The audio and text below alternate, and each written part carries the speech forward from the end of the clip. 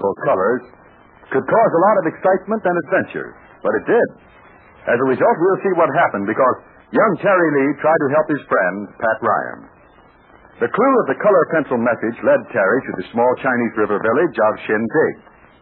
Today, our transcribed adventure occurs in the Shindig Tavern, one of the toughest spots on the map. You see, Terry and Pat came here hoping to locate and rescue the famous Chinese magician, Dr. Fu Ling. Instead, they found themselves prisoners of Smiley, boss of the village and one of the Dragon Lady's men. We'll join this little group in just a moment. Terry and the Pirates is brought to you by the makers of Libby's Tomato Juice, one of Libby's 100 famous foods. You know, if you like fun and excitement, if you enjoy having something different to show off to your friends, then you want to get your order in right now for a Big Stoop Rainbow Code Writer. This Code Writer is a very special pencil that writes in 4 different colors. It's exactly like the one old Big Stoop has been using in the show. Remember how he writes secret messages with it? With the color of the writing expressing how he's feeling. And remember that swell trick you can do with a pencil and its cord? Well, the Code Writer you can get has all those special features. You can write with it in Dragon Lady Red or Burma Blue or Chinese Yellow or April Green. You can mystify your friends with that secret clever cord trick. You can draw pictures and color maps. You can do every single thing that Big Stoop does. And how do you get this super special pencil? Why, it's easy, kids. As easy as can be. All you need is 2 Libby's labels and a dime. The labels you want come from Libby's Tomato Juice, that swell-tasting, rich in vitamins tomato juice you've heard us tell about. So ask your mother right away to get 2 cans of Libby's fine tomato juice. Then take the labels off them, and on the back of one, print your full name and address. Send the labels with 10 cents to Terry in care of Libby's in Chicago, Illinois. That's all you need to get your Big Stoop Code Writer. So gather up your diamond labels right away. 2 labels only from Libby's Grand Tomato Juice. Send them in with your full name and address to Terry in care of Libby's, Chicago, Illinois. Libby's is spelled Libbys. Get your order in soon so you can have all the fun that's going with Big Stoop's Code Writing Rainbow Pencil. And now, Terry and the Pirates. It is late at night. Pat Ryan started out to locate Dr. Fu Ling in the village of Shindig. But now Pat's a prisoner of Smiley, the Dragon Lady's agent. Pat tried to trick Smiley into thinking he was somebody else. It didn't work. And now to make things worse, Terry Lee came to the Shindig Tavern. Smiley, the dangerous little crook, was on the job. And so he trapped Terry, too. I've been looking through the tavern window for the last few minutes at you and your friend. Put the hands up, Ryan. Let's not have any fuss. You too, young fellow. There's no mistake this time. Pat Ryan and Terry Lee. All right, Smiley. You win. I'm sure I do. Hey, Jigger, come on in here. And so with the help of Jigger, one of Smiley's men, Pat and Terry were forced into the kitchen part of the tavern. There, a trap door in the floor was raised. Now, you lads can go down and think things over. I'm bringing them down, Jigger. Go ahead, Terry. You too, Ryan. Move on down the steps. Rain's made this place awfully damp. Hey, Jigger, bad for rheumatism down here. This fellow's bad for lots of things. Now, Jigger, we're going to tie our friends up for a while. There's a heavy trap door up above them, and when we put a mat over it, nobody will ever find them. Unless we say so. While Pat and Terry suffer themselves to be tied up, let's join their ex-hoodlum friend, Slugger Dunn. The girl who she, together with Big Stoop, arrived in Yankup. They explained the dangerous spot Pat was in. So now Slugger and Stooper, the giant Chinese, are on their way to Shindig. They have persuaded Smythe Heatherstone to drive his car over the rough, uneven, narrow road. The excitable Englishman has a few ideas of his own. I say, Mr. Dunn, Don't you think we should have notified the police or the army or... Now, look, Mr. Heatherstone. The less I have to do with the police, the better off I am. I don't think I quite understand. Well, me and the police haven't got the same kind of ideas together. Ah, yes, but you're not back in the United States, you know. You're in China, what? Look, coppers is coppers no matter where I am. But if Mr. Ryan and Mr. Terry Lee are in some difficulty, we may need help. Well, it's time enough to send for the law when we find out what's happened to them. This village of Shindig, it has a very bad name, Mr. Dunn. Quite an evil spot, you know. The tougher they are, the better I like it. I understand the main hangout in this Shin-Kickenburg we're going to is some kind of a tavern. So maybe we better go there and give it a gander, huh? We can drive to the outskirts of the village, park the car, and walk. I don't like this night driving, you know. Now, cheer up. As long as you got Slugger done along, things is going to turn out all right. I hope.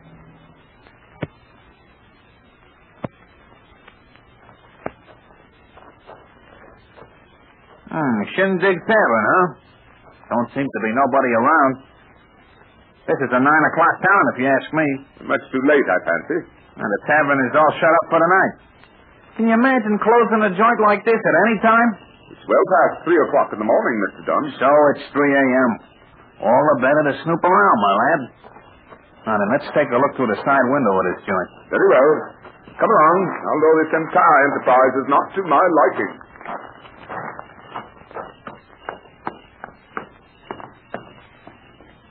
See anything, Mr. Dunn? Nah, I can't make out a thing inside. There's a dim light. How about the door? Well, that's sure to be locked. If this town is as tough as you say it is, and this place is locked up tight as a drum. That's a bit of a light inside. Can't see much. But it doesn't look as though anyone's in there. I say, let's stop a moment and think this thing over, eh? What's there to think about? We know Dr. Fooling sent a message to Pat Ryan. It was written in that 4-color trick pencil. So Ryan and Terry hot-footed it out here, and there's been trouble. So what's there to think about? Huh? What's the trouble, Snoop? Pointing in that direction. Huh? You mean somebody's coming? I don't hear nothing. Don't I thought I heard... Yes, there is somebody coming down the road from that direction. I can see the glow of a cigarette. Yeah, I see it now, too. Let's get out of sight. Okay, come on, this way. Around the corner of the tavern. And lift those gunboats, Stupor. Who is it? I don't know. But he's going into this tavern. Here he comes.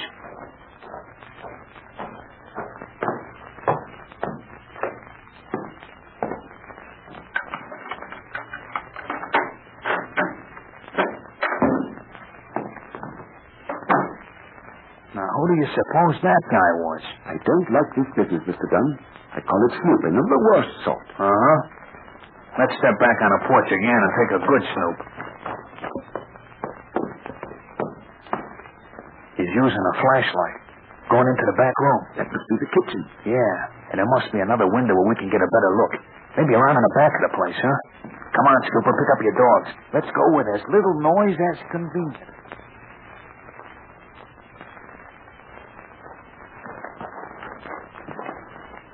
Now you can see into the room. There he is in the kitchen. Wonder who that chap is. If he'd only turn that flashlight on his own mug, maybe we could recognize him. He's pointing the light on the floor. He's kicking back a rug. It's a trap door. That's what it is. Now, what kind of a guy would be raising a trap door at this hour? I know if I was doing it, I wouldn't be up to no good. He switched on a light. It's shining at him from down in the cellar. Say, he's a little one, ain't he? Seems to be smiling at something.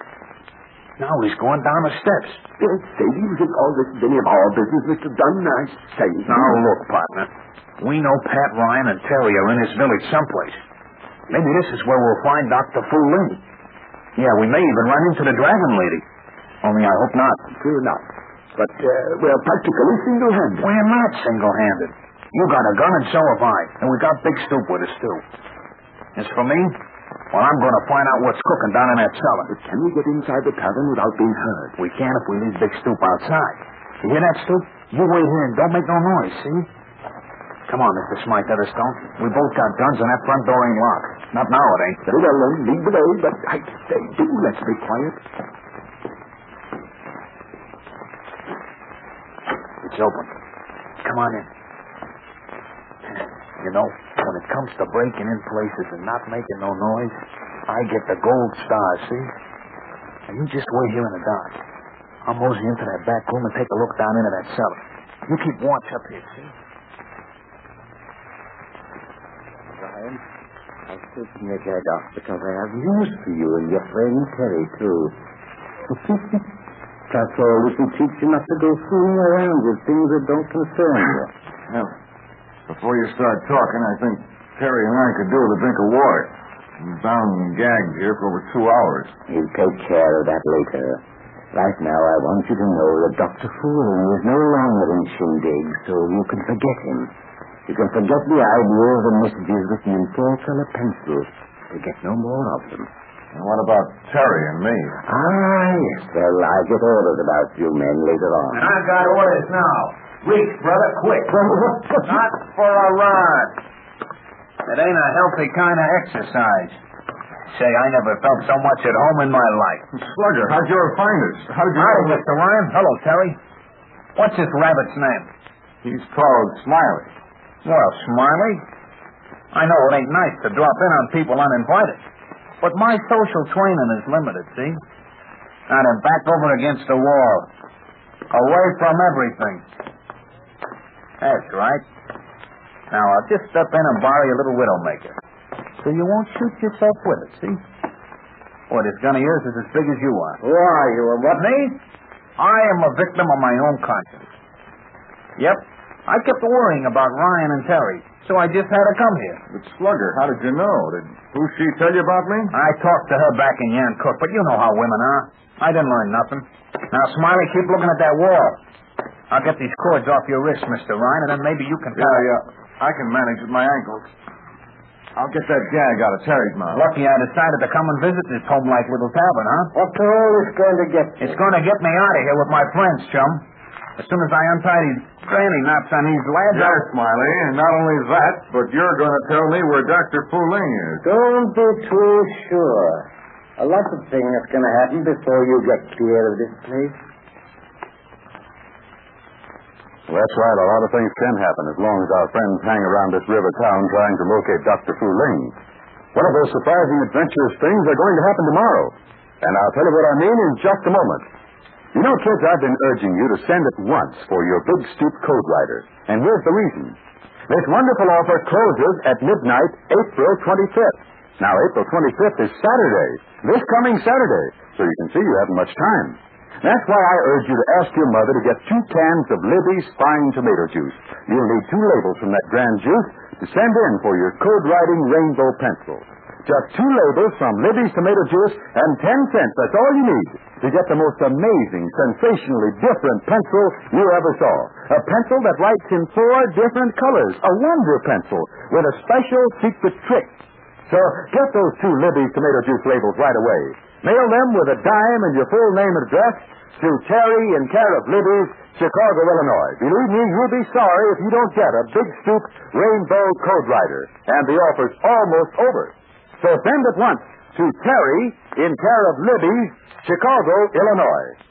You know, I sure hope every one of you boys and girls bought the U.S. savings stamps today. Every 10-cent stamp helps bring victory. Slugger done to the rescue, yes, but let's not forget that Mr. Smythe Heatherstone is still on guard in the room above the cellar. But Smiley, the Dragon Lady's little dangerous double-crosser, well, he too has a few pals around. In tomorrow's transcribed adventure, we can expect some surprising action.